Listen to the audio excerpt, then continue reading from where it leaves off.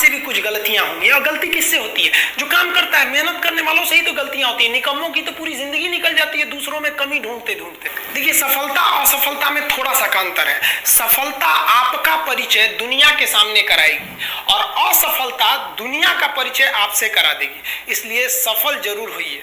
देखिए, 97% लोग जो है ना, वो थक के किसी काम को छोड़ देते हैं और जिंदगी भर उन 3% लोगों के लिए काम करने लगते हैं जो कभी भी हार नहीं मानते। मेहनत बता देता है कि परिणाम कैसे मिलेगा, वरना परिणाम तो बताता ही है कि आपका मेहनत कैसा था।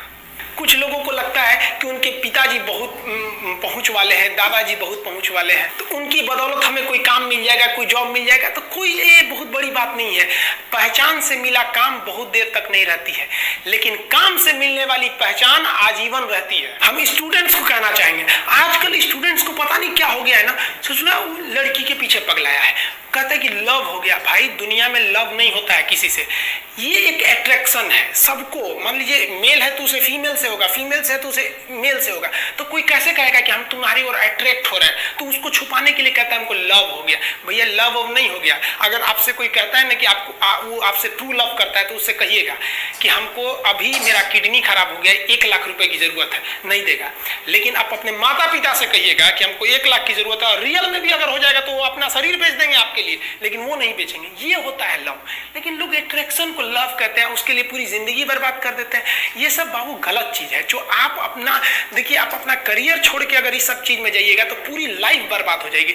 आप जो रिश्ता खोजते हैं अपना कॉलेज में, कोचिंग में, ये सब परमानेंट रिश्ते नहीं हो सकते। हाँ, आप गर्लफ्रेंड से शादी करेंगे तो ये आपके लिए बेस्ट लड़की होगी, लेकिन माँ बाप जो ढूंढ के लाएंगे, जो भगवान आपके लिए बनाया है, वो लड़की आपके लिए यूनिक होगी। If you will best you will number 1, and if you will unique you will only 1। तो याद रखिएगा, जो भगवान आपको बना के जोड़ता है ना, वो रिश्ता सबसे अच्छा होता है। अपने माँ बाप को देखिए ना, क्या झगड़े नहीं हुए, लेकिन आज भी वो लोग एक साथ रहते हैं। लेकिन फिर भी आप देखिए, आजकल के जो वेस्टर्न कल्चर आ गया, क्या वेस्टर्न कल्चर हो गया समझ में नहीं आता है। प्यार और छोहाड़ा, इसकी जिंदगी ना 1 साल होती है, 1 साल में ही खराब हो जाता है। ये वेस्टर्न कल्चर है, हमारी भारत की संस्कृति नहीं है। हम गर्व करते हैं, हमें अहंकार है, हमें गुरूर है अपने भारत की संस्कृति पर। जहां एक छोटी सी बच्ची भी गुड़िया खरीदती है ना, तो उसके लिए दुपट्टा खरीदती है। और यार, अगर आपको दिल लगाना ही है तो किताबों से लगाओ ना यार। बेवफा भी निकलेगी तो मुकद्दर बना के जाएगी।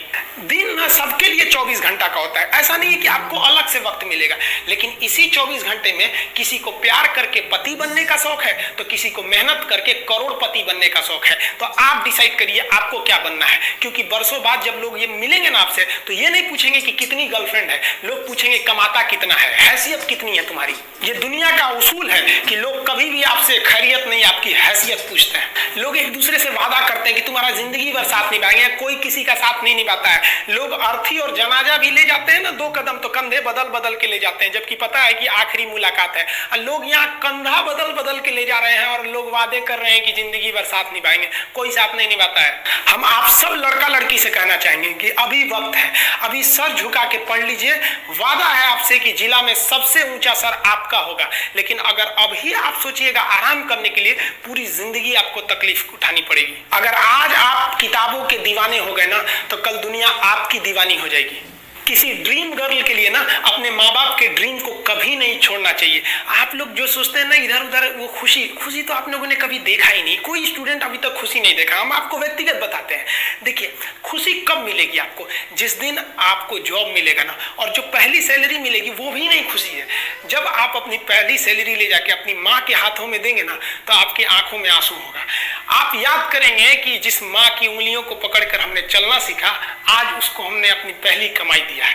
और जब कमाने लगेंगे ना, तब समझ में आएगा कि लाखों रुपए की अहमियत कुछ नहीं है वो 1 रुपए के आगे, जब माँ स्कूल जाते वक्त दिया करती थी। और गौर से देखा करो अपने माँ बाप की आंखों में, ये वो आईने होते हैं जिसमें बच्चे कभी बूढ़े नहीं होते।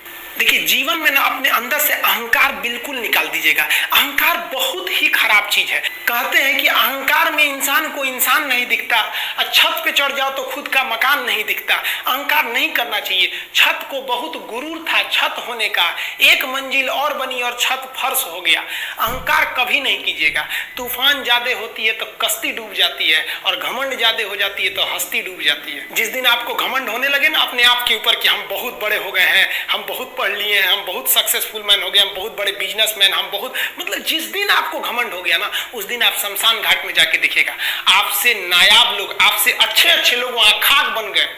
दुनिया में ना किसी से जलन नहीं रखनी चाहिए। देखिए माचिस जो होता है ना दूसरे को जला देता है, लेकिन कभी माचिस को देखें वो खुद को भी जला लेता है। अतः आप अगर आप दूसरे की बुराई करेंगे, दूसरे के पीछे रहेंगे ना, तो इसमें आपका लॉस होगा। और अगर आपकी कोई बुराई कर रहा है ना, तो आपको खुश होना चाहिए कि आप आगे बढ़ रहे हैं। बुराई उसी का लोग करते हैं जो आगे बढ़ रहा होता है, जो पहले गिरा हुआ है उसकी लोग क्या बुराई करेंगे।